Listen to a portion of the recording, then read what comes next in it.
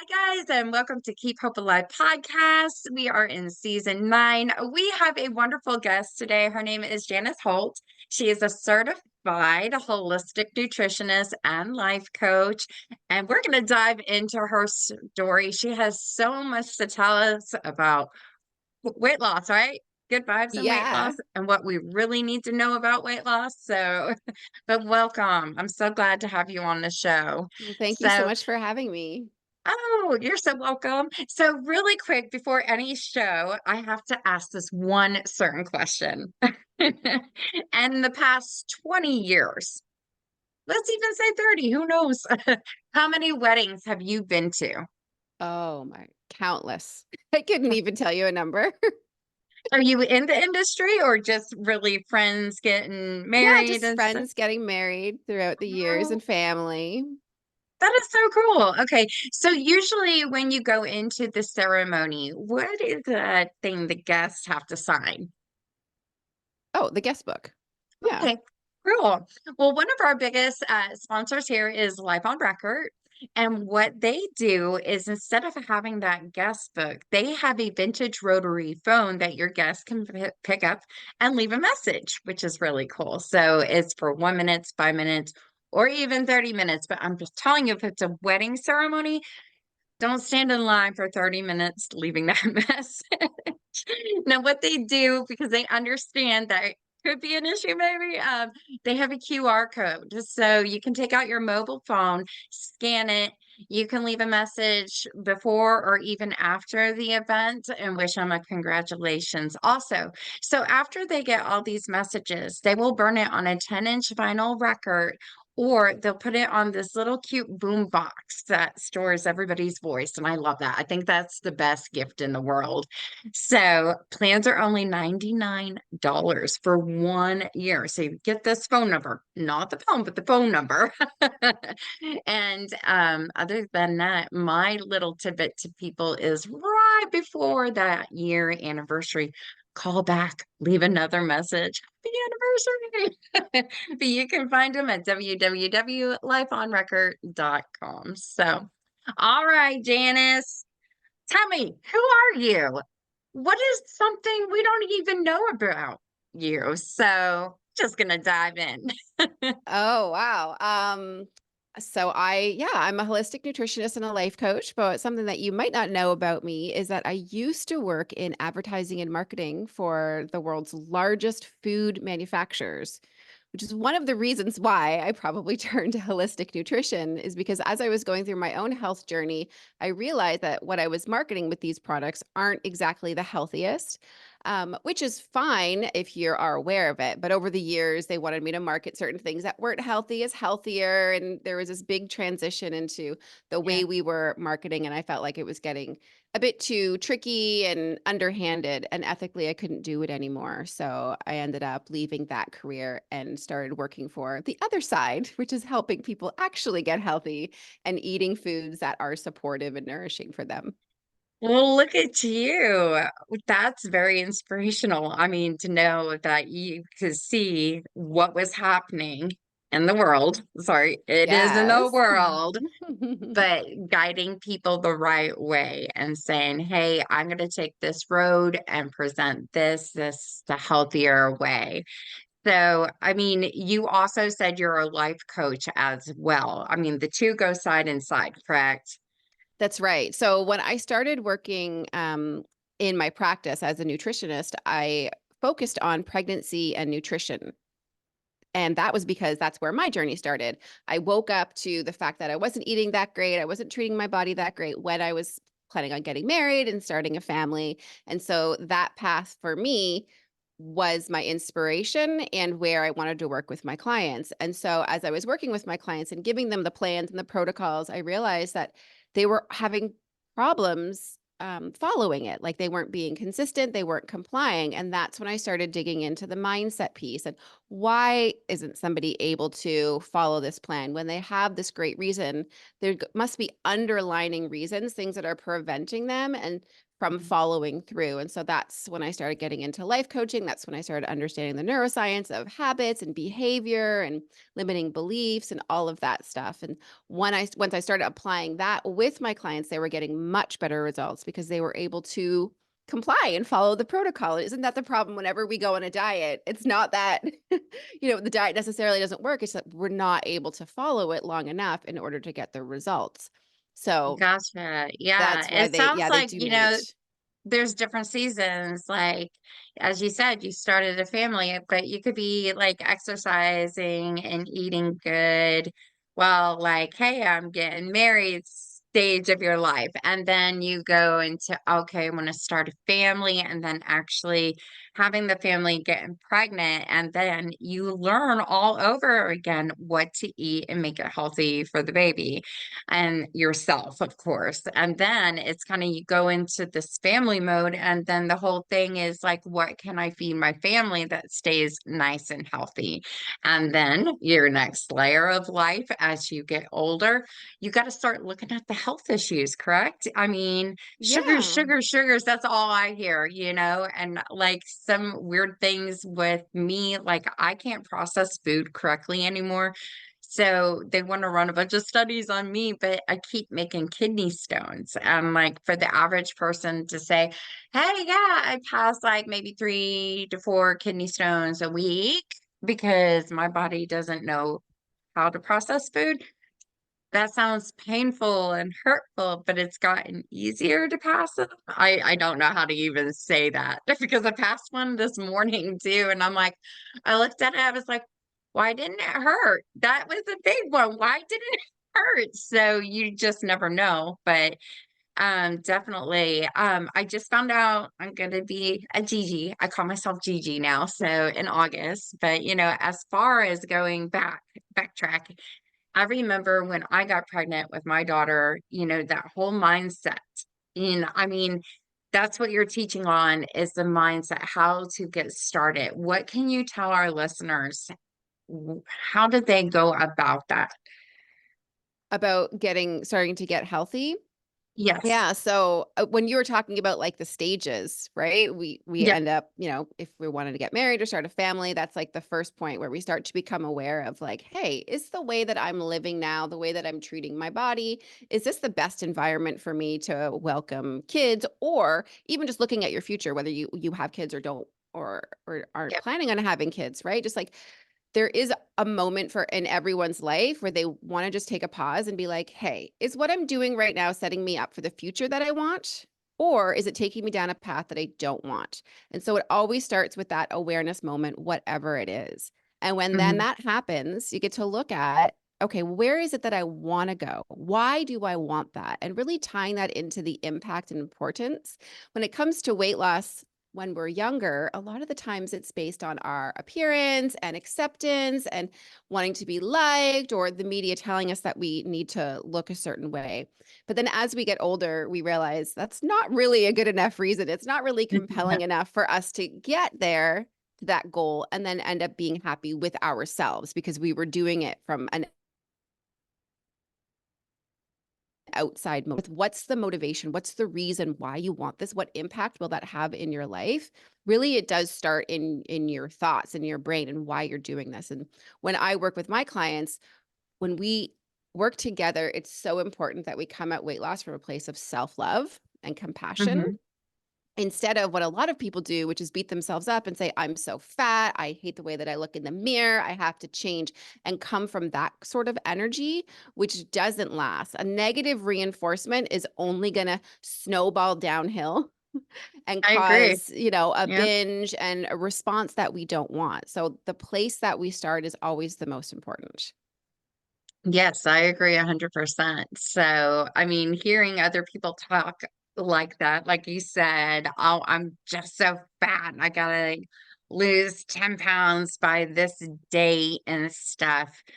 I wish we could turn those words around and say, you know what? I found out who I am as a person and I thought it over and I set some goals for myself this year for me and my body and my soul. I want to do this instead of just harping, going, I can't get in my jeans anymore, blah, blah, blah, blah, blah. Okay. So I believe, in my words only, we're our own worst enemy when it comes to eating and putting things down. And a lot of it's choice, correct? Yes. And emotion can go into that. Like you can be sad, and then maybe you're eating more because you're sad because you don't want to do anything else. So, but you form habits, and then those habits can't be broken. The one thing I learned when I was going through my journey of getting the gastric sleeve and bypass, like never eat after 7 o'clock. And I try to withhold that. And I've met some people that still hold that. And good. Another thing I learned about eating, you see those Tostito chips with salsa in front of you. They say get your water and pour it all over the chips because they're just bad for you. But there's things I've taken away, but I want to say I've learned, like, and I've stopped drinking Coca-Colas, but has it come back? Yes, it Mm, has. yeah. I get a lot of migraines, and I grew up with epilepsy. It sounds like I'm using this as an excuse, but it really does make me wake up, feel better. I need my caffeine. So you'll see me sip on a Coca-Cola, and it's funny how many people go, no, just water. And I'm like, okay, I can have water, but it's not going to wake me up. So, but I'm Yeah. trying different things. I want to try teas. I just learned how to like cappuccinos, which I don't know is a good thing or bad thing right now. But Yeah, so a lot of people do start with this what I call the skill set. So like I should be doing this. I should be going to the gym. I should be drinking more water. I should be having more yes, vegetables. I shouldn't be eating after a certain amount of time. And all of that stuff is important, but I start first and foremost instead of the skill set with the mindset. So when yes, we talk about why it is you're doing this, what is the importance of it, and coming from a place of I want to love myself enough to treat my body the best it can so I can feel my best inside and out, create this future that I want. And honestly, it doesn't like start there. A lot of my clients come and they're like, I really just hate myself or I don't love myself. Some of them are like, hey, everything in my life is amazing. It's just that this is just not on point. So let's work on it. And so yeah, we always start with the mindset first. And then we go into what limiting beliefs, what things might be holding you back from wanting to lose this weight? Do you feel yeah, in your body that it's safe for you to be at the size that you want to be? And if not, let's explore that. And if not, that doesn't matter if you try to lose weight. It doesn't matter even if you do lose weight, you will gain it all back because subconsciously you have a fear that it is not okay for you to be there. So there's this like duality, but like we want it, but then subconsciously, like there's a reason why we don't want it. And our brain's job is to keep us safe in pleasure and conserving energy. And so if we think for some reason that losing the weight is not going to be safe, is not going to be pleasurable, or is going to require us to exert a lot of energy, it's going to push back. So if our brain is working against us, it doesn't matter if we know what we should be doing, we're not going to be doing it. It's going to yeah. fight us every step of the way and it is going to win.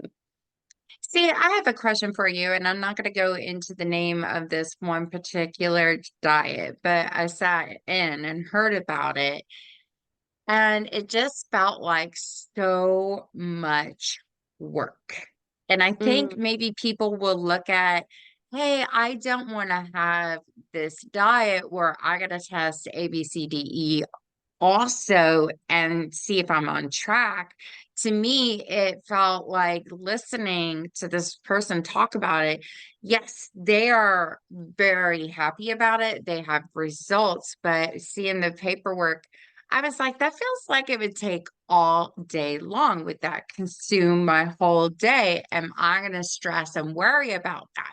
What is the worryment going to do to my health? So, and then another thing I wanted to bring up before I forget is I hear a lot of people doing either injections or some kind of powdery thing diet. You mhm. know, tell me, like, for me, and this is, of course, always my opinion, I'm scared of hearing that. I would never do an injection. I don't know what's really being put in my body. What's in the powder? Like, Yeah. So that's two sides of the coin, right? It's like at one Yeah, side, it's like, this is too hard. And at the other side, like, this feels like cheating. There's something wrong here. It's too easy. yeah. So, I mean, I could address it one at a time. Let's talk with the latter. Let's talk about the powders and the injections. Without going too deep into the science of why all of that isn't necessarily the best path. Some people might find that it is, Okay. because they have, let's say they have diabetes and it's going to help with the original intention of those injections, right? When we're just using that for weight loss alone, first and foremost, and not getting to the reason why we feel uncomfortable being in a certain size or developing the habits that are supportive of us maintaining that size, it is always going to be a struggle. It's the same with people who go and get liposuction and surgeries, and then a few years later, they gain it all back. It's because they don't have the identity and then the habits that go along with that identity in order to maintain it. It's the same with the powders or like all the pre-made meals. It's not teaching you what the root cause, the reason why you gained the weight in the first place and why you're holding on to it. So the body will always want to go back there and your brain is always going to want to make you safe. So all Yeah. of that stuff, well, maybe it's supportive to get you there, the gastric bypass surgery, whatever it is that you choose to do that's right for you is your choice. But when you're there, you still need to find a way to change the habits that you had, the identity that you had that supported those habits, and why it is that you were struggling with that anyway. So you do have to do the work regardless.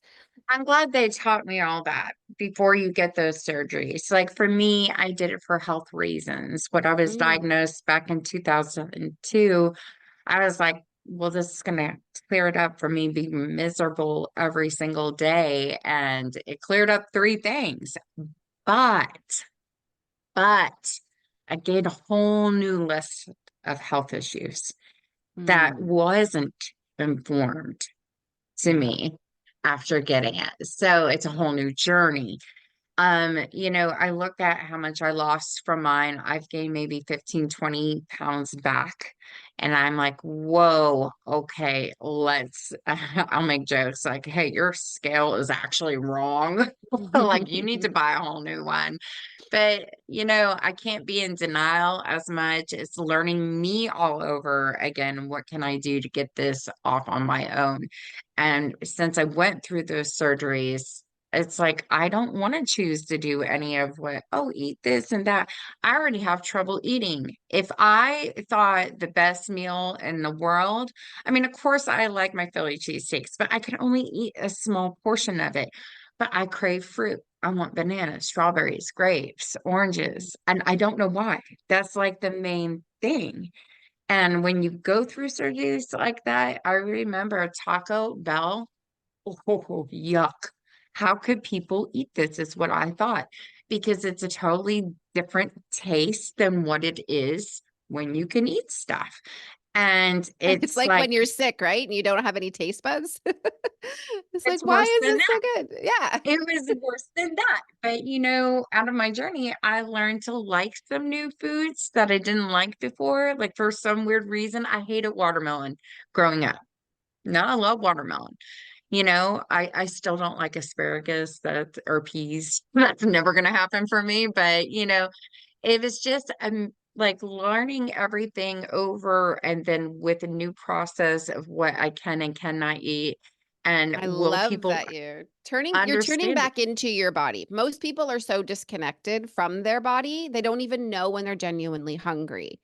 They don't Yeah. know when they're full and when to stop. There is associations and habits around food, but we're not tuning back in. So I love that you're creating that opportunity with yourself. And then at the same Yes. time, going back to your other point, like, does it have to be hard or complicated? No, in fact, it doesn't. It should work with your life. And what you do to lose the weight is pretty much what you should be doing in order to maintain it. So if it is too hard, so difficult for you to struggle and get there, are you willing to do that now for the rest of your life? Or what I do with my clients is we make it work with their lifestyle. So if they're busy, if they're a foodie, if they just want to eat really simple, however their lifestyle works, what foods do they enjoy? We make it work for them in a Yeah. way that allows them to still live their lives so that we're Yeah. not, again, pushing back to that brain's natural response to resist anything that is super difficult. We work with your brain instead of against, trying to Yeah. fight your brain in order to get it to work. So congratulations for like really tuning back in and feeling what is right for you and seeing the reality of what food and Yeah. all this like hyper palatable food is just a bunch of fake flavorings that's It's designing yeah, these foods to make them addictive. design. There's the word I'm looking for because for me, like eating less, I found this restaurant in Frisco, Texas. 811, I believe is the name, but they do a cheese spread plate with a little bit of meat, a little bit of fruit, but it's like spread out. So you actually take time to eat what you're going to eat. And I love that. Maybe that's what the world needs to see. Take time, just don't devour so fast. I'm done. And then you get hungry again, like right after. I just think that's not the way to go. But if Yeah. you can say, this is good, I think we all have eternal clocks or like something that says, I don't need to eat anymore. Listen to your gut. When your gut is telling you that, hey, let's do that and finish it with water. I had to learn that too. Yeah, Water with meals. so I work with my clients to help balance their hunger hormones because a lot of our hunger hormones are off. Yeah. And one of the ways you can know this, if this is true for you, is if you have a satisfying meal, like a decent sized meal, and Yeah. then an hour later you are still hungry, and you say to yourself, like, how is it that like how could I possibly be hungry right now? I just had a pretty good sized meal. That is a good sign that your hunger hormones are off, that you are spiking your insulin and you're in leptin resistance. If you're carrying a lot of weight and you find that you're hungry a lot, it's because the signal from your fat cells isn't reaching your brain to let your brain know, like, hey, we're full up. Like, we don't need to be eating right now. And Yeah. when we have an imbalance, that signal's not getting to our brain and it's constantly making us think that we're hungry.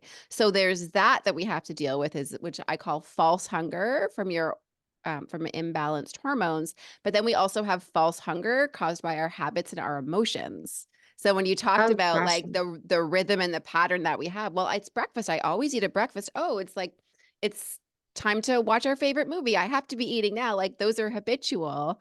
And then there's emotional, which is I need to eat in order to manage my emotions because I don't want to feel sad or bored or I'm stressed. And so this is the response that you have to, instead of feeling your feelings and responding to those messengers in a way that's going to serve you, we just try to soothe them and cover them up with food. So these three different levels is what I specialize in, rather than you have to Yeah. eat like 5 meals a day and it has to be these exact foods and this exact portion. Like when you're back in tune with what your body needs and the habits that serve you and you can manage your emotions, you don't need any of that stuff.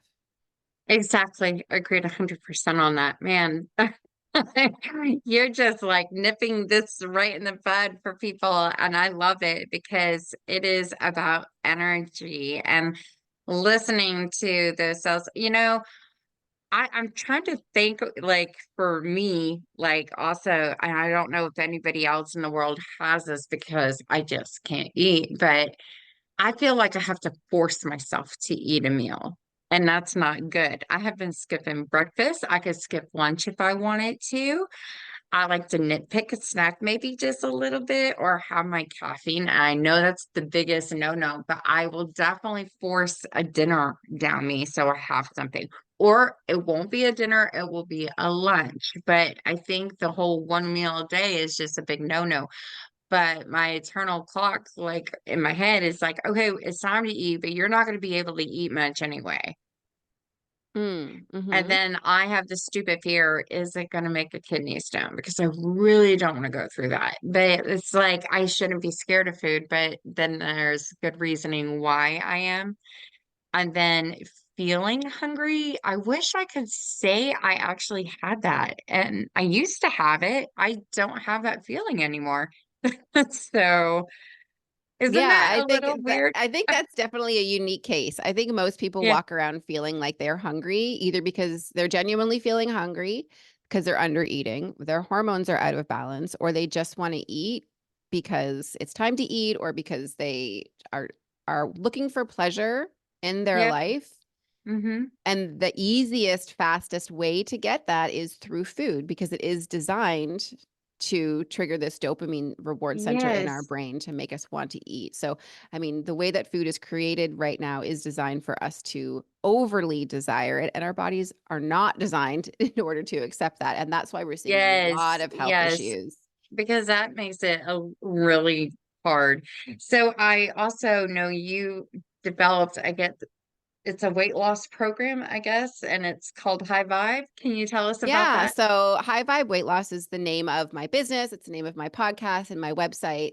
And I really tie in body, mind, spirit into Yay. releasing weight. And so a lot of people are interested in this holistic way of losing weight, especially when you are in your 30s and 40s and you tried all like the deprivation diets and all the crazy things when you were younger and you're still struggling and thinking like there's got to be more to it than just like I know all the diets, I understand keto or how to, follow Weight Watchers or all of the things, yet it's still not working for me. Why? There's got to be a missing piece.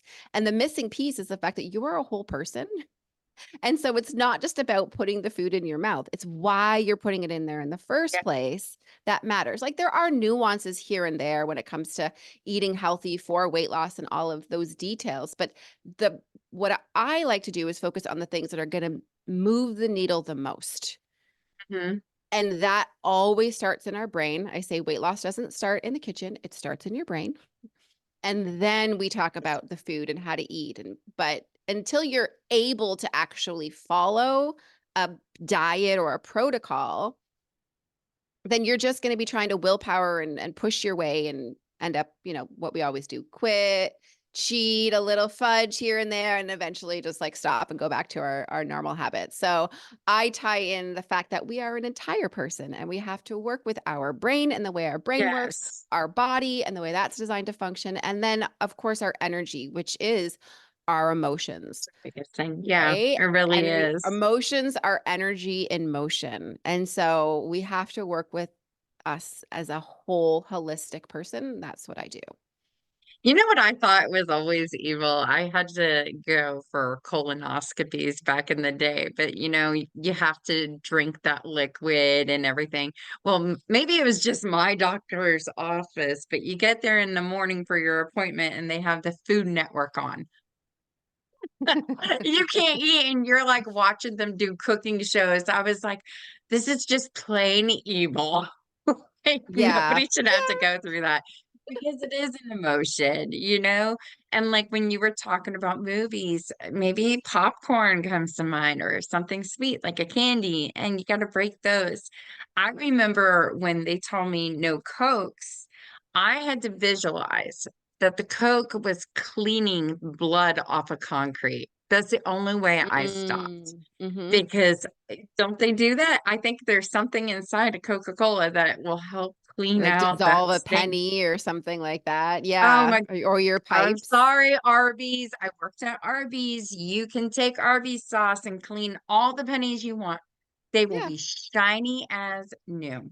And Yeah. you just think about that. That's what's going in your stomach and eating it up, and you don't want to have that. Some people like me, but I'm never gonna give up my Coca-Cola. I'll hear it from my kids. It's like I think of it when my brother was younger and my dad and mom would smoke cigarettes. Stop, Mm. stop, it's gonna hurt you. Yes, they did stop, but it's kind of the same when I hear my kids, no, you don't need Coca-Cola. Well, in my head, it's telling me I'm not smoking. I don't do anything bad. Why can't I enjoy caffeine? Mm. So when we try to restrict something and we say, Mhm. I can't, doesn't that make you want it even more?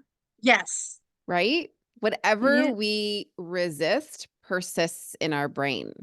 It's like I call this like rebel eating. It's like when your mom says you can't date that guy, you're like, oh no, well, you watch me, Oh, right? watch me now. The way the brain works is it can't think in negatives. So when you say don't have a Coke, it thinks Coke, right? Because you have to Yeah. think Coke in order to not think Coke. So Yes. you're just like reminding yourself of what you can't have the more and more you reinforce that. Instead, you can reframe it in a completely different way. And so that you're not even thinking about the Coke at all. right? So for you, if you're saying like, I have to have caffeine, well, you can think about what are some ways that I can get caffeine, or what is it that you're getting from caffeine that you need? So if it's energy, it's like, what are some other ways that you can create this energy for yourself in the Mhm, mornings? Like, I bet you that if you wake up in the morning, you're like, oh, I need a Coke to get up. If I were to mhm. tell you when you get up in the morning, hey, listen, Nadine, you just won $1 million in the lottery. Like, let's go get that ticket. You'd be like, not even thinking about the Coke. You'd be like, I let's go would get the be. ticket. Let me grab a Coke and let's get in the car and go. But you wouldn't need that for energy. Like that would be enough of a motivation for you, right?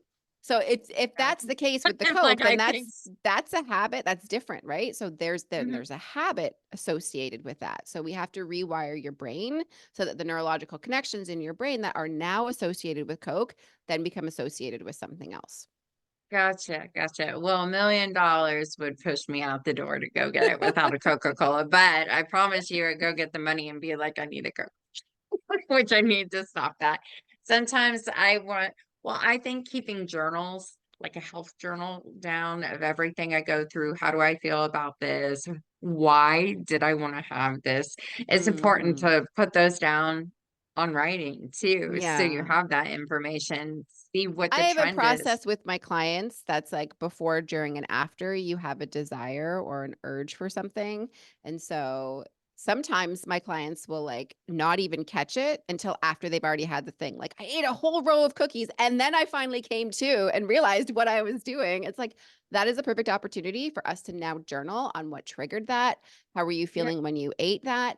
How do you feeling now after the fact and really assess? But sometimes and the goal is to try to catch it before it even happens, to realize, okay, when this happens, when this trigger happens, this is my typical response.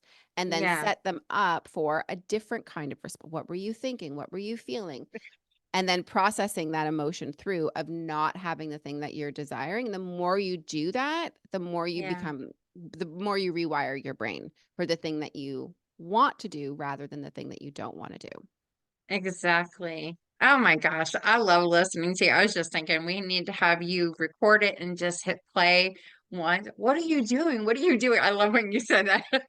I was like, I'm sorry. No, we don't wanna be sorry at all. We wanna be just learning lessons as we go, and we wanna have so much self-compassion Yeah, for the process, for our past, for where we're at right now, yeah, and in that line of sight, what our goal is and what we want for ourselves and the reason why we want it to make it worth it instead of just the willpowering and white knuckling and like, I should, my doctor told me, or the media said, or somebody called me fat, or I look in the mirror and I hate my body. Like all of those negative reinforcements is hmm it's going to do exactly what it is that you said you do when you think I shouldn't have a Coke, right? It's hmm just going to make you want it more.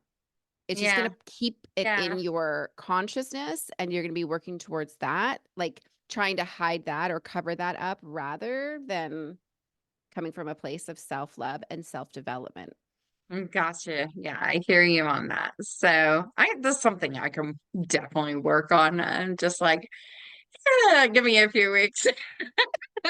Yeah, and when you were talking about, the diet that seemed really hard and difficult, like, I'm talking a lot about things that we can do, but the reality is like, we think anyway. It doesn't take up any additional time because 'cause we're already thinking, we're Yeah. already planning, we already have mind drama. I'm talking about just consciously directing it in a way that's going to serve you rather than in a way that your brain is gonna wanna fight you on every single time. So it doesn't actually even Ex take that much more time because we're already thinking thoughts all of the time. exactly. Yeah, definitely. Well, I am proud of myself. I did the other day, instead of grabbing a Coke, I grabbed a water for my podcast. And then, I went out to eat with my friends, and they were talking about how healthy they were eating and what they had before we went to go eat, and I was like, "Wow." I had this image of me downing Fun Dip just to get a sugar high. And it was like, uh-oh, I'm not gonna say anything. And it was kind of like note to self, take better care of yourself. But I was like, Fun Dip is so good. Yeah, but Give me not the from a food. place of shame, right? We don't want to be coming at it like everybody else is doing so well and I'm doing so bad. So I should do better. I need to do better. That is not empowering at all, right? If I know. anything, that's going to be that leads to the spin out of feeling shame and feeling bad. And if we eat when we feel bad, then we're going to eat and then we're going to feel bad because we ate. And then we're going to Yeah. want to eat even more to soothe the fact that we feel bad. And then it's like this giant spin out. Circle. Yeah, I'm not gonna do Right. Never ending loop. that. So that's why, again, the mindset piece is so important. And then we work on the Yes. skill set. Now let me get back to also one other thing. You talked about women being able to balance their hormones, Mm-hmm. which is important because I mean, I'm at age, I'm about to be 46, but like I unfortunately on a hormone medicine called Estraddle, and it's covered for now. Of course, I got like my doctor's like, I'll see you when you're 50. But, is there a way, before women hit menopausal area, can we start Mm. working on ourselves at our early time before it hits? And maybe there's a secret to no Yeah. hot flashes. Yes, and there are so many I mean, we are a chemical factory in our body. So to talk about Mhm. just one type of hormone, in my podcast, you could listen and I talk about insulin resistance, and I talk about the fat storage hormone, I talk about your hunger hormones, I talk about cortisol, your stress hormone, which causes us to hold on to weight and crave certain foods for energy. And I explain a lot of that Gotcha. in various different podcasts. And I also have one about perimenopause that talks about hormones and I'm on what is it. Yes. happening. Yeah, I mean, there's a lot, and then I also talk about estrogen dominance and how that affects our weight. So, like, this is a conversation that could take the rest of the entire day, but absolutely, there are things that we can do before perimenopause, during perimenopause, menopause itself, and it's never too late or it's never too early as well to start Yes. getting Yes.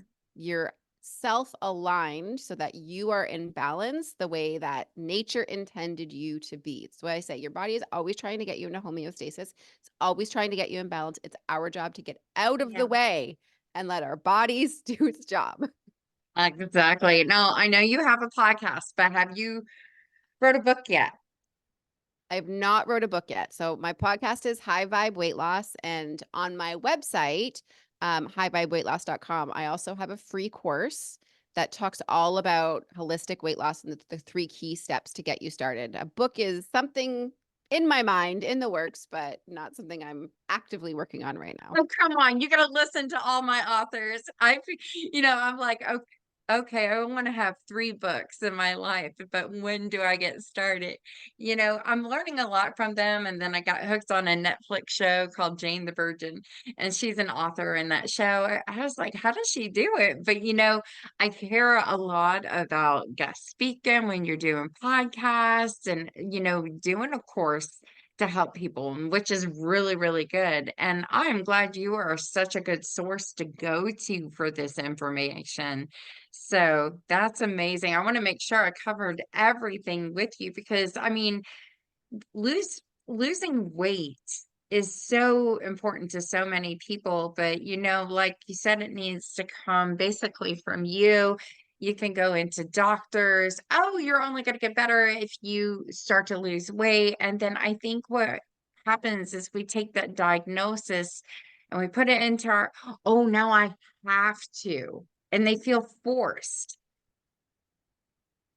For me, why do you have to? That's not going to help you. Have you come to terms with it? Have you accepted this is what the doctor was saying? Is this the only way to get better? Maybe you have a disease and they're like, no drinking.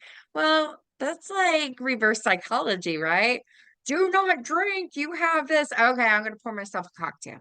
Like, Do Yeah, you see that? I have a podcast episode called "Should I Lose Weight?" That's all about whether it's coming Yeah, from your doctor or, your partner or peer pressure or whatever it is. It takes you through the mindset of why are you doing this and yeah, how to frame it in a way that is for you and empowering rather than disempowering, like my doctor told me I had to. Right? Or yeah. I have to fit into these jeans or this dress in order to go to this wedding.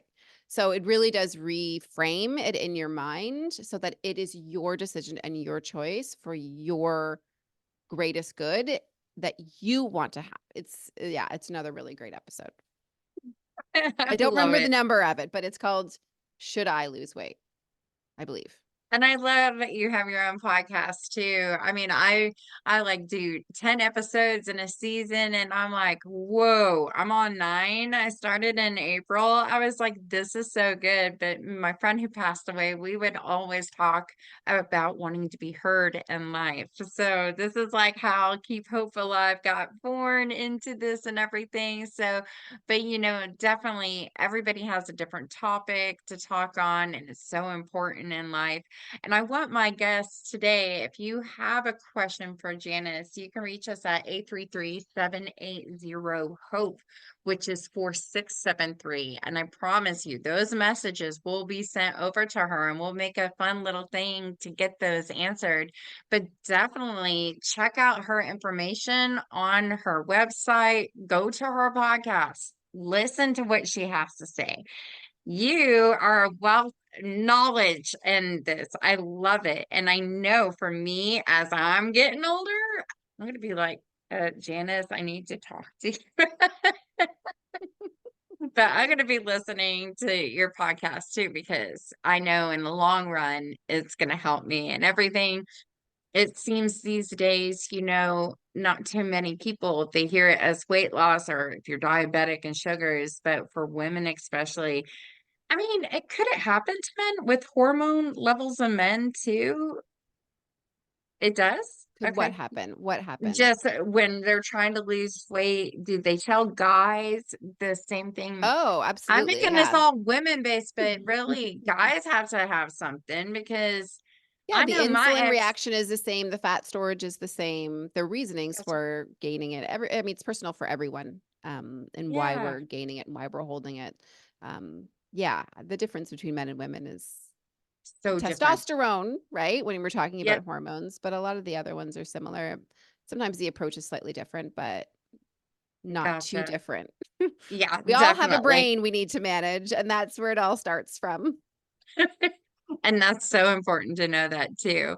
So I want to thank you so much for coming on our show today. Did I miss anything at all with you that you No, I wanted to don't talk think so. about? I think we covered a lot of different things. I appreciate you being so like open and vulnerable about your own story and situation. Hopefully that was helpful for people Oh, it listening was, too. it was. And you know what? To interview people, and I think as interviewers, we need to be a little bit vulnerable because we want questions answered. And if it helps somebody else in the long run too, that's my goal at least. But then I try to think outside of the box. What is it somebody else may want to hear too? Because everybody will have different health issues or different journeys about losing weight.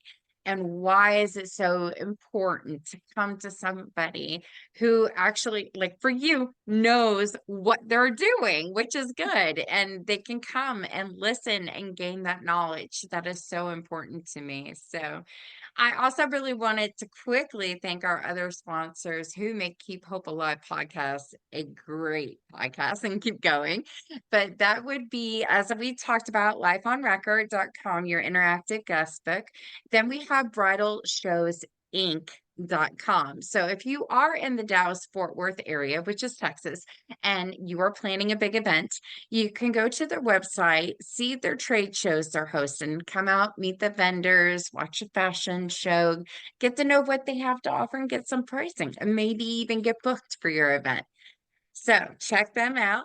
Then next we have her name is Deborah Rose with milesandSmilesEvents.com. Her background, she's an investigator, but she also does handwriting analysis and lipstick readings. I'm telling you, this woman is amazing and she's 100% accurate. Let's just put it this way. This is the best compliment I could give to her. I can be at an event with her and she has her table set up and there could be like all these other people there. No, I just want to sit with her because when she is reading people, she's amazing. And people are like, whoa, how did you know that? So she's great to have at your events.